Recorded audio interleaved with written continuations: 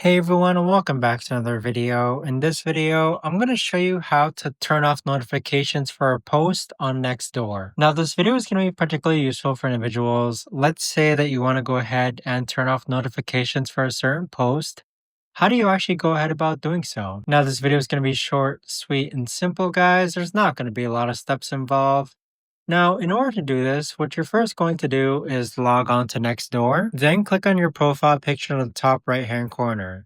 Next, click on My Profile, then go ahead and scroll all the way down and find the post which you want to go ahead and turn off notifications for. Click on the three dots, then click on Turn Off Notifications. But that right there, guys, is the best and easiest way that I know of to actually go ahead and turn off notifications for a post on Nextdoor. If you guys know of a better or easier way to actually do this, let me know in the comments down below. I would love to know. Thanks so much for watching, everyone, and I'll see you guys all in the next video.